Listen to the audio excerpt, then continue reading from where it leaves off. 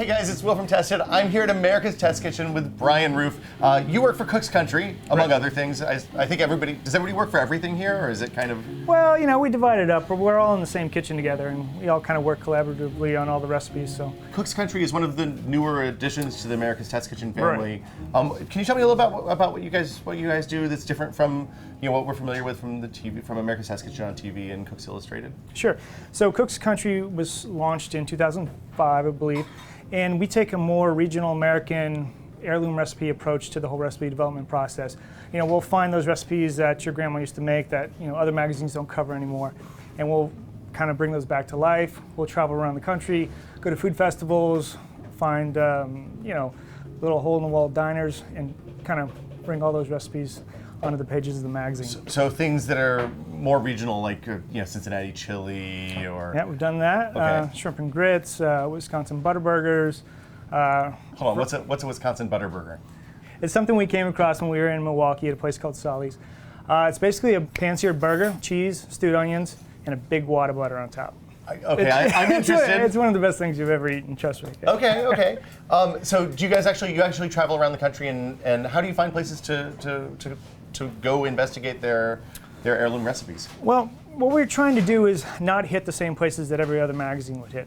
So we'll try to, like for instance, we just came back from South Carolina, where we went through and did a tour from the top of the state up in the Piedmont down to the Low Country, where we tried barbecue hash, which is a mixture, depending on where you're at in the state, of like slow cooked pork, sometimes beef, and just cooked down till it's almost like a meaty gravy of sorts, served over rice or grits. And so we just try and kind of dig deep and find a lot of food history. Do you ask people on the side of the, do you interview? I'm sure you do internet research before you leave, but then you also interview people on the side of the road and people coming out of restaurants and stuff like that. Exactly. That's actually the way we find the majority of the stuff when we're on the road.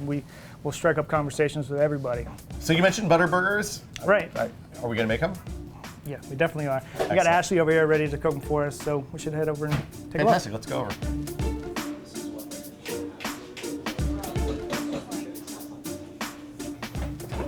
Hey, Ashley. Hey, Ash.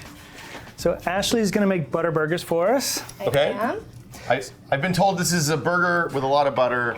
That's definitely the truth, Will. I'm skeptical, but let's try this. Okay, let's go for it. So first we're gonna add to the hot skillet half teaspoon of vegetable oil.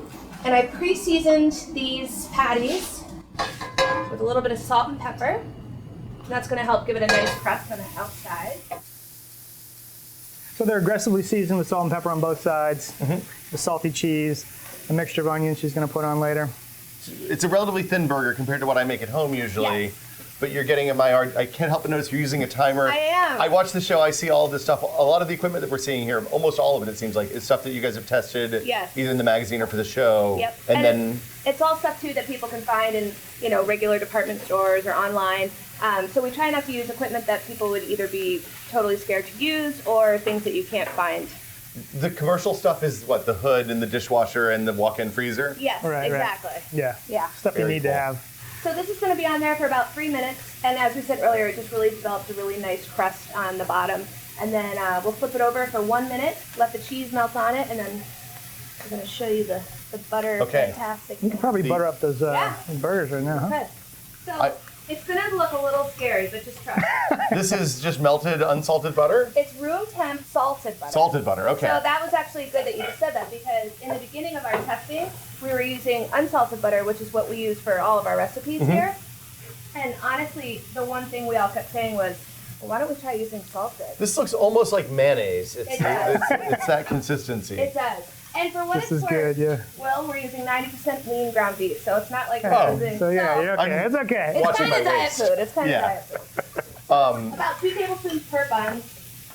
And This is less, I should say, than they actually use in Wisconsin. Yeah. So, What's the reaction in the kitchen when you come back with something like this? there's always like a first few minutes where everybody's like, I'm either not going to eat that, or that's crazy, we're not going to do that. But then we start tweaking the recipe and we put it out in front of people and they taste it, and like you'll taste it. And we win people over very quickly with a recipe like this. So. yeah. Okay. Seems ridiculous and dangerous, but it's very good. It smells pretty good right now, and this is just with good Wisconsin cheddar? Land O'Lakes American. Really? Yep. Okay. The skepticism is getting deeper, but I've learned to trust you guys over the Okay, years. good. So look at that brown. So this is Maillard reaction you're getting in the pan here. Yes, absolutely. And you probably want to have a pretty good smoke ventilation system if you're doing this in your I'd kitchen say at so, home. otherwise your alarms are going to be saying hi to you.